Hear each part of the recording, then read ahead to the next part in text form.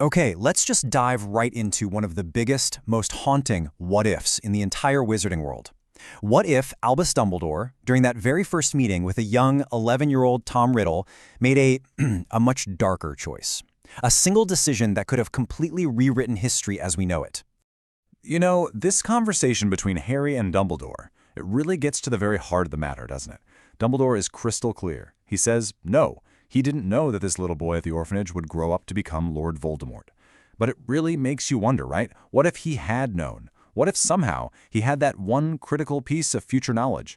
That's the rabbit hole we're going down today. So to really get a handle on just how huge this what-if is, we've got to rewind, all the way back to the beginning. Let's paint the picture of that first fateful meeting between the two of them. The year is 1938. Albus Dumbledore, who at this point is still just the Transfiguration professor, heads over to this pretty bleak Muggle orphanage in London. Why?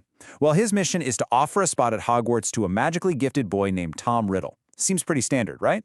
But this one single visit would kickstart a chain of events that would literally define the next century. See, Tom Riddle wasn't your average magical orphan. Not by a long shot. Dumbledore figured that out pretty fast.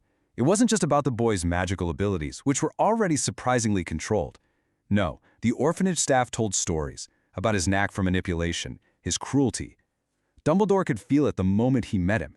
This dark, brooding force just simmering right below the surface. And this is a really important thing to remember. Dumbledore was not fooled. He wasn't naive. From the very first moment they talked, he was on his guard. He sensed that deep potential for darkness in the boy.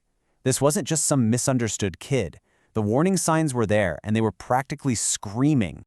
And if there was any doubt, it came straight from Tom's own mouth. Just listen to his words again. There's zero remorse, zero fear. He's not scared of these powers. He's proud of them.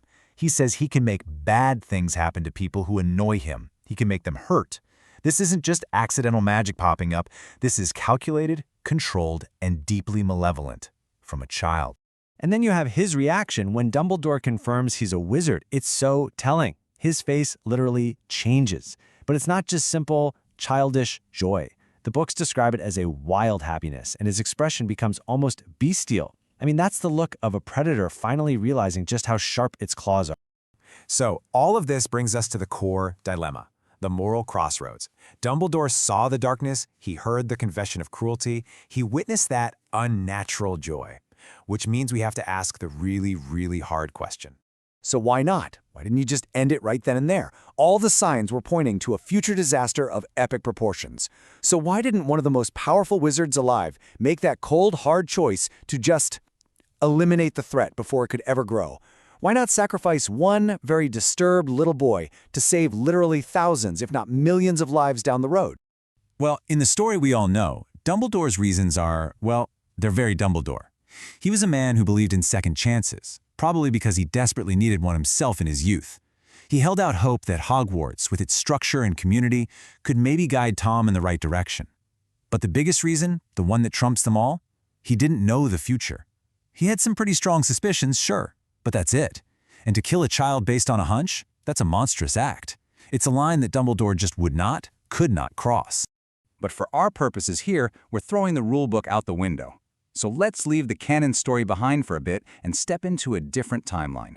A timeline where Dumbledore did have that knowledge, and he decided to use it. All right, let's jump into our first scenario. This is the dark one. This is the pragmatic path, where Dumbledore revisits a philosophy he once shared with an old friend, doing what must be done for the greater good. So in this version of 1938, Dumbledore isn't just going off a bad feeling.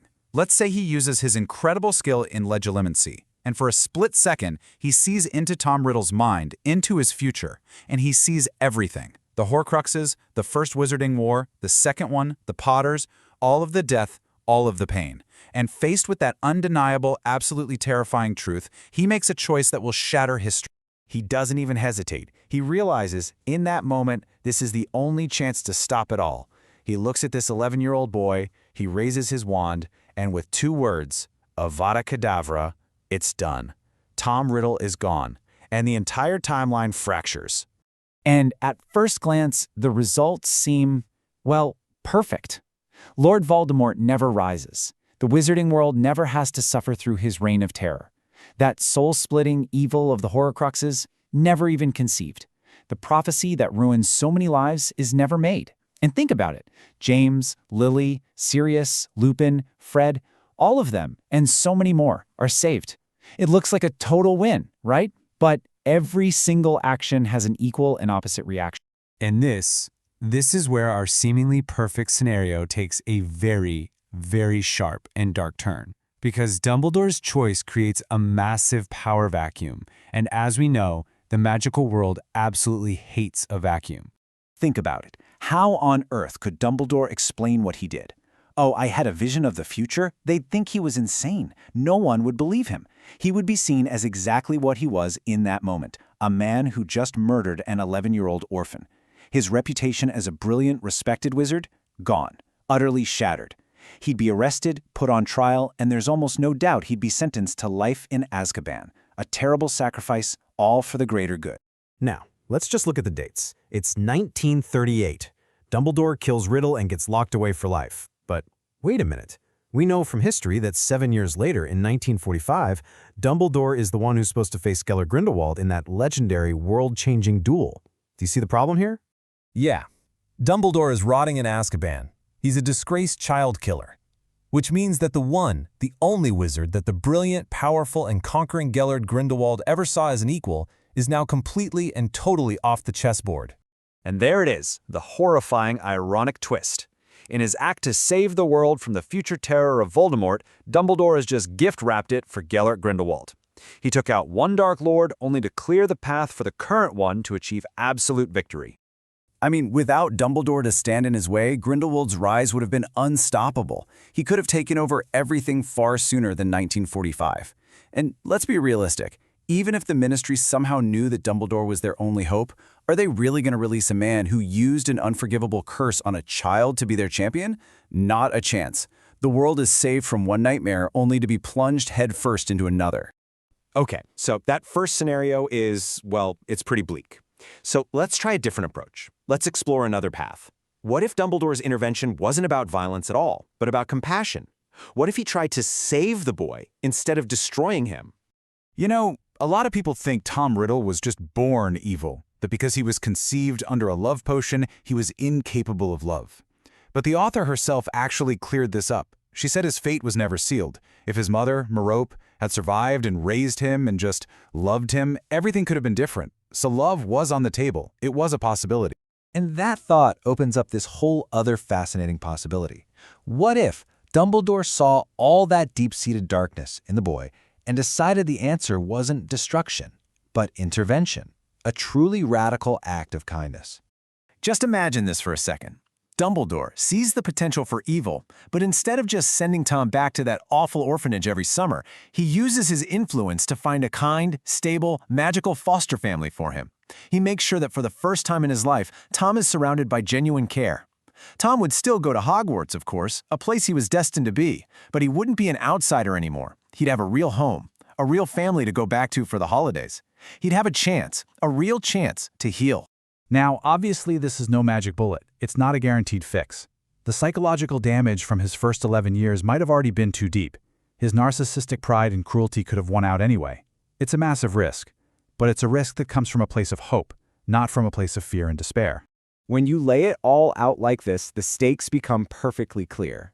Path 1, the greater good path, gets rid of Voldemort, but it absolutely guarantees Grindelwald wins. Path 2, the chance for love path, well, it's a gamble on Tom Riddle, but crucially, it keeps Dumbledore in the fight. It allows him to defeat Grindelwald in 1945, and it just might save the world from both Dark Lords. It's a choice between trading one definite evil for another or taking a huge bet on compassion that could, potentially, save everyone. And that brings us to the final question, the one I'm going to leave with you. If you were Albus Dumbledore, standing in that orphanage in 1938, and you suddenly knew with horrifying certainty what was coming, what would you do? Would you choose the cold, calculated certainty of the killing curse, or would you take the messy, uncertain, compassionate gamble of trying to save a soul? Which path would you walk?